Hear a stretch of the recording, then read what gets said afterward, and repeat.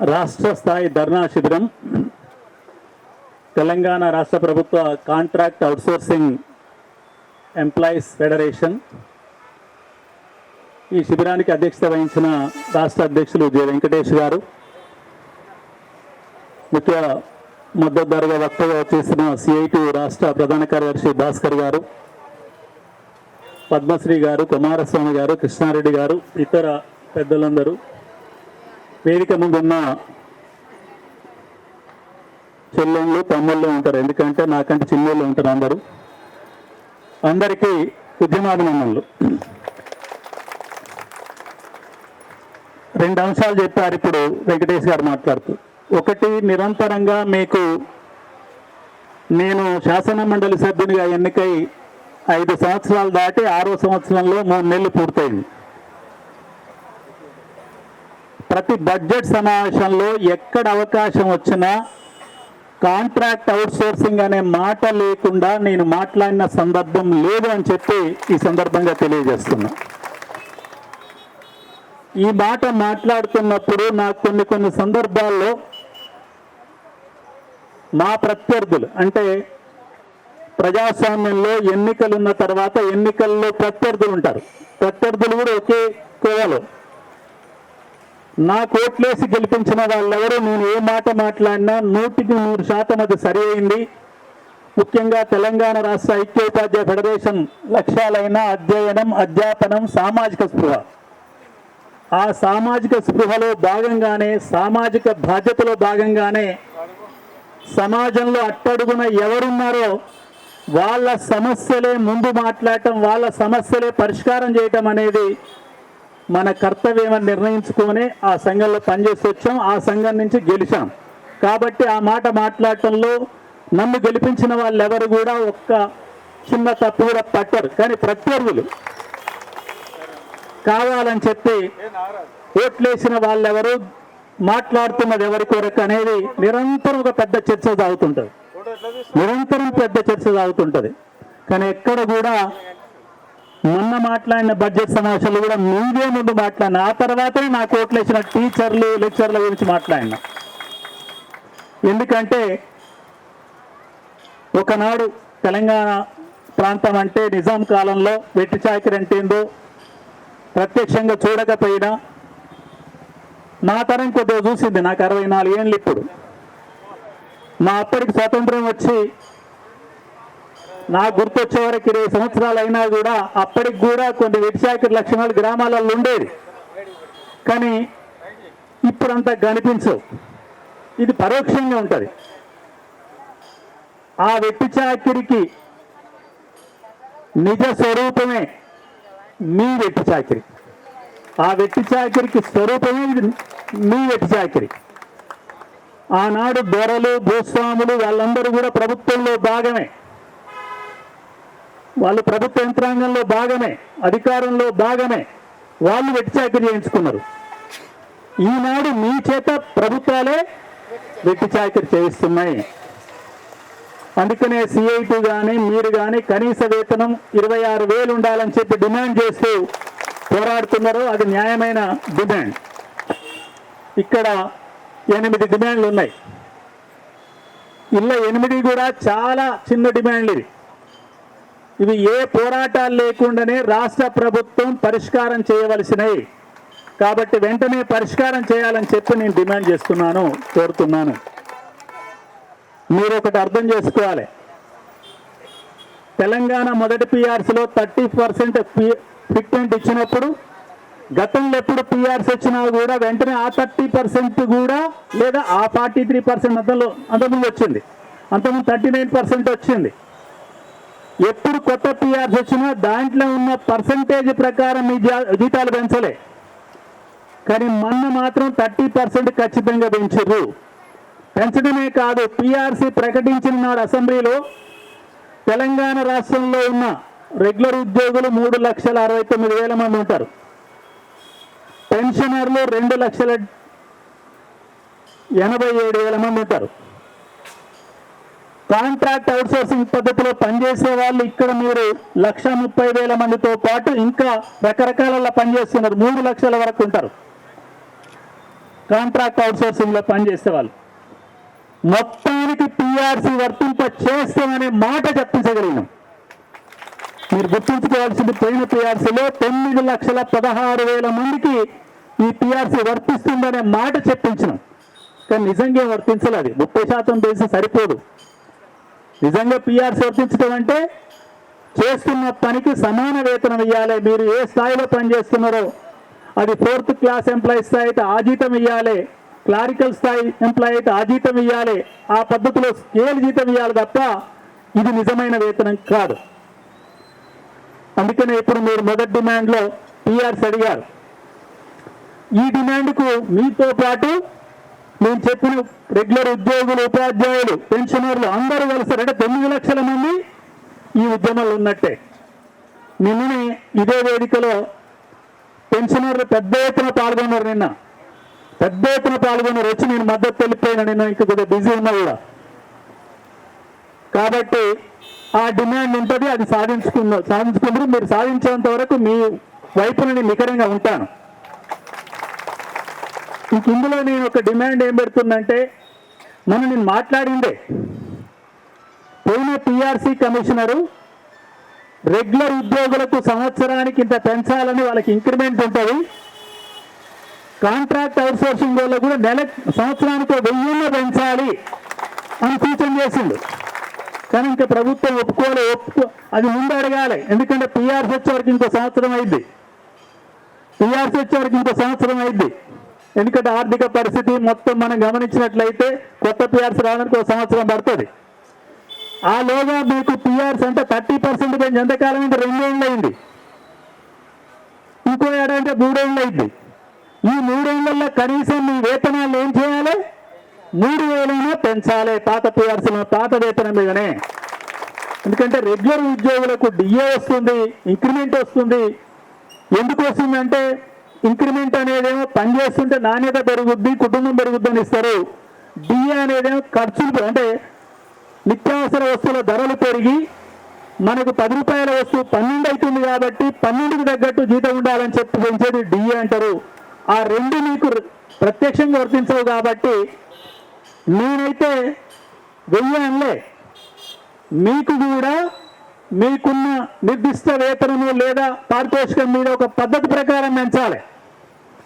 అంటే మీకు జీతం ఉన్న దాని ప్రకారం 5%, 1% నిర్ణయించి పెంచితే బతికే అవకాశం ఉంటుంది. అది కూడా అదను డిమాండ్గా చేర్చాలని చేర్చుకొని చెప్పాడు. నేను తప్పనిసరిగా మొన్న కౌన్సిల్లో మాట్లాడాను, మళ్ళీ మాట్లాడతాను. మీరే కాకుండా రకరకాల వాళ్ళు, ఎందుకంటే ఈరోజు నేను హెల్త్ కార్డ్స్ గురించి కేజీబీవీలు కాంట్రాక్టే, కేజీబీవీ టీచర్లు, ఉద్యోగులు అందరూ వాళ్ళు మా ఉపాధ్యాయ సంఘంలో ఉంటారు కాబట్టి అది కూడా డిమాండ్ ఉండవలసిందే. ఏమైనా మిగతా యూనివర్సిటీ ఎంప్లాయీస్ జీతాలు పెంచడం కానీ, ఏజెన్సీలు రద్దు చేయటం కానీ, ఏజెన్సీలు అంటే ఎలా వచ్చినాయి? మళ్ళీ నిజాం కాలం గుర్తొస్తుంది. నిజాం కాలంలో జాగీర్దార్లు, జమీందారులు ఎట్లొచ్చేది? రాజు నువ్వు ఈ 4 ఊర్లకు పెద్ద, నువ్వు జాగీర్దారు, నీకు ఇది ఈ 10 ఊర్లకు, ఇక్కడ రకాలు వసూలు చేసుకొని నాకు కొంత నువ్వు కొంత నేను. ఇప్పుడు ఉద్యోగాల ఏజెన్సీల పని కూడా ఏంది? అంతేనా కాదా? అంతకంటే వేరే కాదు కదా. కాబట్టి జీతం ఇచ్చేది ప్రభుత్వం నుంచే, డబ్బులు ఇచ్చేది ప్రభుత్వమే, పనిచేసేది తెలంగాణ తమ్ముళ్ళు, చెల్లెళ్ళే, వ్యక్తులే. మళ్ళీ మధ్యనోడు ఎందుకు? ఆయన ఏం చేస్తున్నట్టు? కాబట్టి ఇది న్యాయమైన డిమాండ్. నేను కూడా అడుగుతున్నాను, తక్షణమే ఏజెన్సీలు రద్దు చేయాలి. ఏజెన్సీలకు వచ్చే కమిషన్ కూడా మీకు జీతంగా చెల్లించాలి. మరి రద్దు చేస్తే సరిపోదు, రద్దు చేసి వాళ్ళకు పోయే కమిషన్ కూడా మీకు జీతంగా చెల్లించాలి. అది న్యాయమైన డిమాండు. అది కూడా ఈ ప్రభుత్వం చేయాలి. వాస్తవంగా కాంగ్రెస్ ఎన్నికల మేనిఫెస్టోలు ఇవన్నీ ఉన్నాయి నాకు తెలిసి, ఇవన్నీ మాట్లాడిన వాళ్ళే. అందువల్ల ఇవన్నీ పరిష్కారం చేయాలి. ఇప్పుడే వెంకటేష్ గారు చెప్పారు, ఇది ఆరంభం మాత్రమే. అవును, తప్పనిసరిగా మీరు పోరాటాలు కొనసాగించండి. ఈ 8 డిమాండ్లు సాధించుకునే ప్రయత్నం చేయండి. బస్ సౌకర్యం పురుషులకు అనుకుంటుంది, స్త్రీలకు ఎలాగో బస్ సౌకర్యం ఉంది కదా, పురుషులకు అనుకుంటే ఇప్పుడు పురుషులకు బస్ సౌకర్యం అడగటం సమంజసం. హెల్త్ కార్డ్స్ కూడా, ఎందుకంటే ఆరోగ్యశ్రీ కింద ఎలాగూ ఇస్తా అంటున్నావు, కాకుంటే మేము ప్రభుత్వ ఎంప్లాయీస్గా ఉన్నాం, మీరందరూ ప్రభుత్వ ఉద్యోగులు ఉన్నారు. మా ఉద్యోగాన్ని నిజమైన ఉద్యోగం కాకుండా అవుట్ సోర్సింగ్ అను కాంట్రాక్ట్ అను పక్కకు చూపిస్తున్నావు, అంటే సాహిత్యాలు ఇలాగే చూపిస్తున్నావు. కనీసం హెల్త్ కార్డు ఇస్తేందుకు ఏంటి మరి? ఇప్పుడు మీరు చేసే పనికి ఈక్వలెంట్ అక్కడ 4th class employees office subordinate ఉండొచ్చు, లేదా రికార్డ్ అసిస్టెంట్ ఉండొచ్చు, ఇంకో క్లారికల్ పోస్ట్ ఉండొచ్చు, వాళ్ళందరికీ హెల్త్ కార్డ్స్ ఉన్నాయి. వాళ్ళందరికీ ఇచ్చినప్పుడు మీకు హెల్త్ కార్డ్స్ ఇవ్వటం చాలా న్యాయమైంది. జీతమే తక్కువ ఇస్తారు కాబట్టి హెల్త్ కార్డ్స్ ఇవ్వటం న్యాయమైంది. వెంటనే ఇప్పటికి హెల్త్ కార్డ్స్ దాదాపు 6,500,000 7 లక్షల మందికి ఇస్తున్నారు. మీ అందరికి ఇస్తే ఇంకొక 2 లక్షలు. అందువల్ల హెల్త్ కార్డ్స్ వెంటనే జారీ చేసి అందరికి హెల్త్ స్కీమ్ ద్వారా ఏం అందుతుందో మీకు కూడా అది అందచేయడం చాలా న్యాయమైంది. అది కూడా పరిష్కారం అయ్యేంత వరకు ఉందాం. ప్రసూతి సెలవు మహిళలైనాక తప్పనిసరిగా ఇవ్వాలి. అది భారత ప్రభుత్వం చట్టం కూడా చేసింది. ప్రమాద బీమా, ఈఎస్ఐ, పిఎఫ్, పెన్షన్ బెనిఫిట్స్ ఉండవలసిందే. కాబట్టి మీరు సిఐటి ఆధ్వర్యంలో సిఐటికి అనుబంధంగా వరుస కార్యక్రమ పోరాటాలు చేయటం వల్లనే ఈ మేరకైనా ఒక సంఘటితంగా ఉండి సంఘటిత శక్తితోని ఈ మేరకైనా మీ జీతభత్యాలు పెంచుకునే అవకాశాలు వచ్చినాయి. ఇంకా మీరు ఇదే సంఘటిత తత్వంతో అవసరమైన పెద్ద ఎత్తున కదిలి, ఎవరు కూడా ఇప్పుడే చెప్పారు, ఏ కేసులకు బెదరము అదరము, కేసులకు బెదరం అదరం. వాస్తవంగా నాకు ఇది కొత్తగా అనిపిస్తుంది. మాకేమో అక్కడ అసెంబ్లీ చూసినా, మా కౌన్సిల్ చూసినా మాకు కాస్త స్వేచ్ఛ వచ్చినట్టు అనిపిస్తుంది. గతంలో మాకు ఎక్కువ బిల్లులు కొట్టేది, ఇప్పుడు బిల్లులు తగ్గినాయి, మాట్లాడనిస్తున్నారు, ఎక్కువ మాట్లాడుతున్నారు, పంచాయతీలు బ్రహ్మాండంగా పెట్టుకుంటున్నారు. సరే, మంచి పంచాయతీ చెడ్డ పంచాయతీ మీరు నిర్ణయించాలి, మీరు కూడా చూస్తారు కాబట్టి. కానీ ఎట్లయినా ఎక్కువసారి జరుగుతుంది.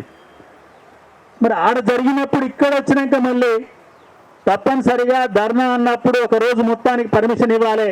నిజంగా కూడా ఈ స్థలం సరిపోదు, స్థలంలో కొరతుంది.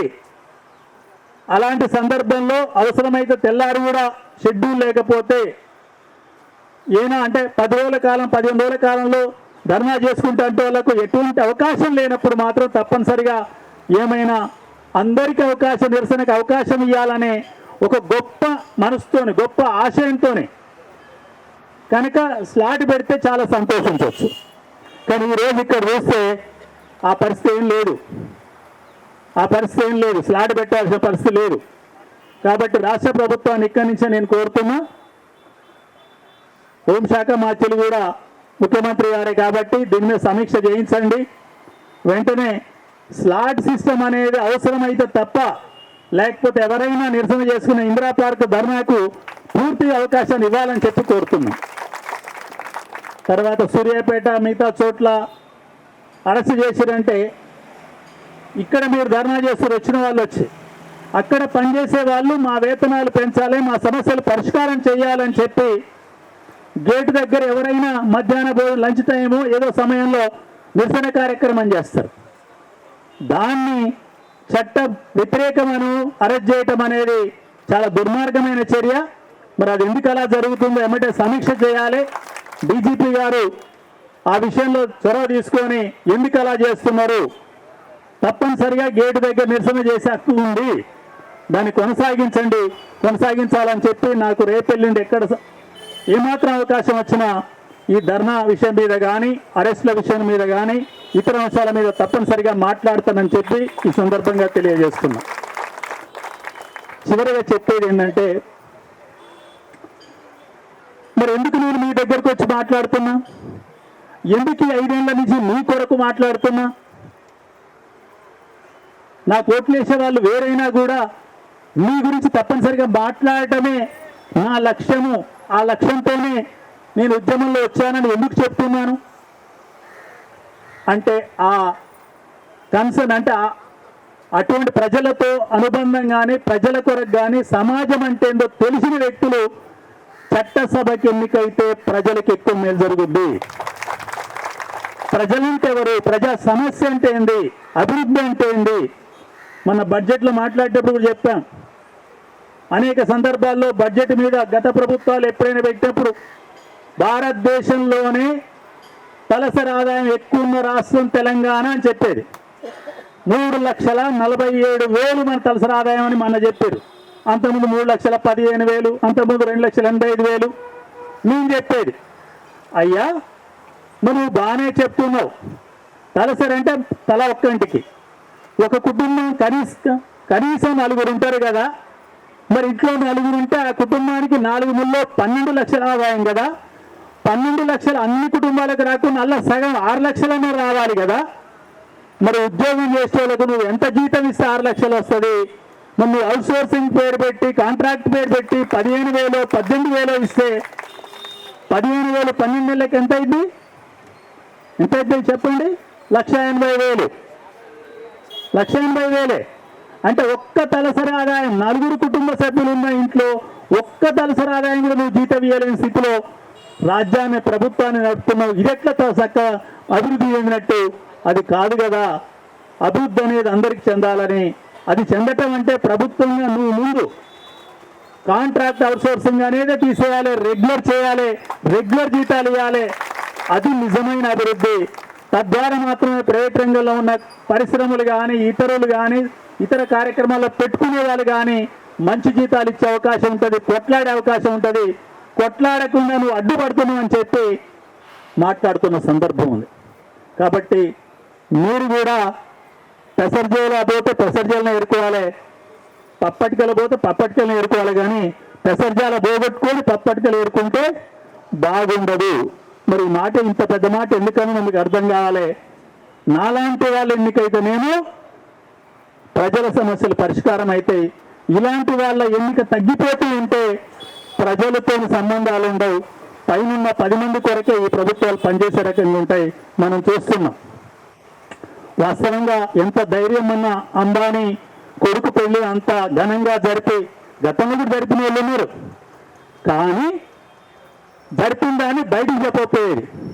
అంత ధైర్యం చేయకపోయేది. వీడికి ఇంత సొమ్ము ఎట్లా వచ్చింది, ఎట్లా ఖర్చు పెడుతుందో అడిగేటోడు ఉంటాడని చెప్పి సాటింగ్గా చేసుకునేది, లోపడంగా ఖర్చు పెట్టేది. కానీ 1,000 కోట్లు ఎంగేజ్మెంట్ ఖర్చు పెట్టారు, 1,000 కోట్లు పెళ్లికి ఖర్చు పెట్టారు. మరి సామాన్యుడికేమో తిండికే దొరకలేదు, సామాన్యుడికేమో చదువు సాధ్యం కావట్లేదు, ఇల్లు లేదు. ఏంటిది? కాబట్టి ఈ ప్రభుత్వాలు ఎలా ఉన్నాయో తెలియంది కాదు. మీరందరూ ఆ కోణంలో కూడా రాజకీయంగా కూడా మీరు ఆలోచించి ముందుకు పోవాల్సిన తరుణం ఆసన్నమైందని చెప్పి తెలియజేస్తూ, నా మద్దతు సంపూర్ణంగా ఉంటుంది, నా కృషి ఎల్లవేళలా ఉంటుంది. పోరాడండి, సాధించుకుందాం.